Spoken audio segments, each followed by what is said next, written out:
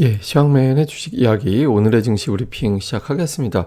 오늘 양시장이 좀 밀렸는데 밀리기 쉬운 그런 날이긴 했죠. 재료들이 별로 좋지 않았는데 심플하게 보면 우리가 보통 위험 자산이라는 거는 투자했을 때 변동성이 너무 크고 그다음에 이제 수익 기회도 크지만 손실 날 확률도 높은 이제 위험도가 좀 큰 어떤 그런 자산들 얘기하잖아요.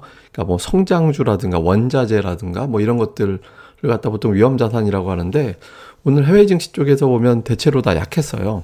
나스닥이 제법 빠졌고 그다음에 이제 비트코인 가상화폐 가격도 빠졌잖아요. 대표적인 어떤 위험 자산으로 우리가 보통 부르는 그런 이제 상품인데 이게 좀 빠진 데다가 원자재도 위험 자산으로 들어가잖아요. 국제유가도 오늘 한 2% 정도 빠졌고, 그러니까 미국에서 성장주들이 좀 빠지고, 가상화폐 빠지고, 국제유가 빠지고, 그러면 신흥시장 주식이라든가 신흥시장의 외환시장은 전부 다 위험 자산으로 보통 치거든요. 밀릴 수밖에 없죠. 그러니까 환율은 올라가게 되고, 주식시장은 약하게 되고, 투자자들이 좀 조심스러워할 수밖에 없는 그런 상황으로 출발을 했고요. 그리고 이제 이런 어떤 조심스러운 상황이 만들어진 거는 만약에 연준이 금리를 생각보다 빨리 올린다면 신흥시장에 좀 부담이 될 수 있어. 이런 어떤 걱정을 하고 있는 거잖아요. 그럼 금리 빨리 올리는 이유가 이제 미국의 인플레이션 때문인데 오늘 바이든 대통령이 이런 발언을 했어요. AFP의 그 기사를 제가 이제 캡처해서 온 건데 물가 관련해서 이제 어떤 이야기를 했냐면 중고차, 에너지 가격 이런 게 하락하고 있다 지금. 그런데 지금의 지표는 이걸 반영하지 못하고 있다. 최근에 전국 휘발유 가격이 내려가고 있다. 미국에서는 휘발유 가격이 굉장히 중요합니다. 그러니까 땅이 넓어서 차를 타고 이동해야 물건도 사고 출퇴근도 하고 그럴 수밖에 없거든요. 이렇게 대중교통 이용할 수 없는 지역도 많다고 그러잖아요. 휘발유 가격이 너무 올라버리면 소비 활동이 축소되는 그런 상황이 만들어지게 되거든요. 근데 어쨌든 최근에 휘발유 가격이 내려가고 있다. 이렇게 얘기하면서 안도감을 주려고 했지만 투자자들은 도대체 얼마나 지표가 높게 나오길래 바이든 대통령이 지표 직전에 이런 발언까지 할까? 오늘 나오는 물가 지표가 쇼킹한 건가? 이런 어떤 걱정을 하게 됐죠. 그리고 한편으로 보면 미국의 중고차 가격이 올라갔던 이유 중에 하나가 허리케인 아이다가 이제 불어오면서 그것 때문에 침수 피해를 입은 자동차가 20만 대 정도 됐거든요. 근데 자동차 피해는 늘었는데 차를 구매할 수가 없었잖아요. 자동차용 반도체 때문에. 그래서 이제 문제가 되고 그게 겹치면서 이제 중고차 가격이 급등을 했었는데 최근에 이제 중고차 가격도 좀 안정되는 조짐이 있고 그다음에 이제 신차도 이전보다는 조금 상황이 나아졌다 이런 보도들이 좀 있었거든요. 그래서 이런 거 보면은 물가는 좀 안정될 것도 같긴 한데 어쨌든 대통령이 이런 발언하면서 오늘 지표가 되게 나쁘게 나오나 보다 이런 우려감을 좀 자극했던 것 같습니다. 어쨌든 전체적으로 보면 이제 관심이 FMC 쪽으로 넘어가게 되면서 경계감이 좀 높아진 거죠. 이게 이제 무슨 표냐면 내년도 5월에 미국이 기준금리를 올릴 거냐 동결할 거냐 요 확률을 갖다 그래프로 그린 거예요. 파란색 선이 동결 확률, 아래에 있는 이 주황색 선이 한 번 금리 인상할 확률이거든요. 거의 한 100% 정도 9월까지만 해도 동결 확률이 100%였는데 이게 쭉 내려오더니 지금은 거의 부딪혀 있죠. 오히려 한 번 올릴 것 같아라는 확률이 조금 더 높은 그런 수준까지 와 있거든요. 그래서 투자자들이 긴축에 대한 긴장감을 갖게 되는 그렇게 되면서 이제 FOMC 얼마 안 남았으니까 이제 한번 좀 쉬어야 될 것 같다. 이런 어떤 생각들을 많이 한 게 오늘 조정의 이유였던 것 같습니다. 차트로 보면 좋게 보면 보시다시피 지금 61선에서는 지지가 됐잖아요. 그러니까 힘들게 돌파하고 어제 크게 양봉 내면서 이제 넘어갔는데 오늘 좀 밀리긴 했지만 61선은 깨지 않았다라는 점, 이게 좀 의미가 있죠. 그래서 다음 주에 요걸 사수를 해준다라면 3천이 지지가 되나 보다 이런 분위기가 되면서 조금 더 매수세가 살아날 가능성이 있고요. 코스닥 같은 경우는 제가 조금 더 확대해봤는데 21선은 지지를 했어요. 이제 물론 121선은 또 이제 막혀버리죠. 이 121선이 굉장히 중요한 저항대 역할을 했던 자리거든요. 이건 도로 하루 만에 내주었는데 좋게 보면 21선은 지지가 됐다. 근데 121선은 돌파하지 못했다. 그러니까 시장이 지금은 확신이 어느 쪽에도 없는 거죠. 갇혀있는 그런 모습을 다시 한번 좀 보여준 것 같습니다. 수급에서 보면 외국인들이 좀 많이 팔았고, 근데 외국인들이 많이 판 거는 외국인 투자자들이 오늘 매매할 때 매도는 거의 비슷했어요. 오늘 매도가 한 2조 원 정도 됐잖아요.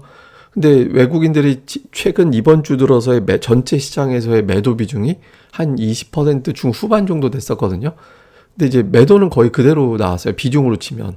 근데 이제 매수가 이제 이번 주에 보통 20% 중후반, 27%, 28% 막 이 정도였는데 오늘 매수 비중이 뚝 떨어졌거든요. 그러니까 오늘은 정확하게 얘기를 하면 매도가 늘었다라기보다는 매수가 줄었다. 그러니까 팔던 외국인들은 그대로 팔았는데 매수하던 외국인들이 좀 한 발 물러서면서 외국인들이 매도가 나왔고, 근데 이 매도는 엄청난 매도 압박이 있는 건 아니잖아요. 매수가 줄어든 거니까. 그래서 이제 만약에 매도가 늘어난 형태였다면 오늘 지수가 한 마이너스 30포인트 이상 빠졌을 겁니다. 근데 상대적으로 매도 강도가 좀 덜한 그런 형태가 됐고, 그다음에 이제 코스닥은 오늘 성장주 쪽이 좀 많이 빠지다 보니까 코스닥 쪽이 양 주체가 좀 매도가 많았던 것 같습니다. 반면에 이제 투신권이 1200억 샀는데 이게 9월 이후에 최대 매수일 거예요. 9월에 1400억인가 하루 매수 들어온 적이 있었던 것 같은데 3개월 만에 최대 규모로 투신권이 이제 매수를 해준 게 오늘 수급의 특징. 업종으로 보면 외국인들은 철강, 다음에 이제 유통 이런 거 샀고, 이제 금융 많이 팔았고요. 그다음에 전기전자 오늘 좀 팔았습니다. 삼성전자, SK하이닉스 다 순매도였거든요. 근데 기관도 이렇게 팔았고, 이제 투신권이나 연기금 쪽에서는 이제 화학 업종을 좀 투신권에서는 많이 산 편이고, 다음에 이제 연기금 쪽에서는 제일 많이 산 게 통신, 그 다음에 이제 운수장비 뭐 이런 쪽에 이제 매수가 좀 나왔습니다. 그래서 기관 외국인들 보면 약간 특정 업종에 집중하는 그런 경향을 보였고요. 코스닥 쪽에서는 오늘 많이 판 거 위주로 좀 생각을 해보면 이 소프트웨어, 이게 이제 보면 IT 소프트웨어, 이게 이제 게임 업종이거든요.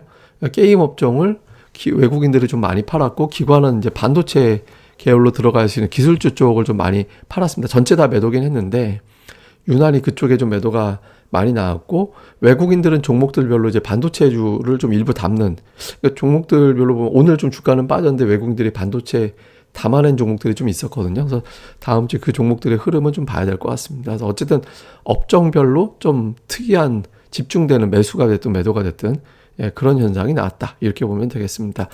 증시 포인트로 보면 FMC가 있는데 이게 과연 외국인들의 매도를 유발할 재료가 될 거냐. 이제 왜냐하면 어제 이번 주 수요일 이후에 외국인들은 되게 신중해졌거든요. 어제 순매수 나온 거는 이제 카카오뱅크 블록딜 물량 때문에 그런 거기 때문에 이제 그거는 빼고 봐야 되는 거고, 이제 외국인들 어쨌든 이번 주 수요일 이후부터는 순매수를 잘 안 했거든요.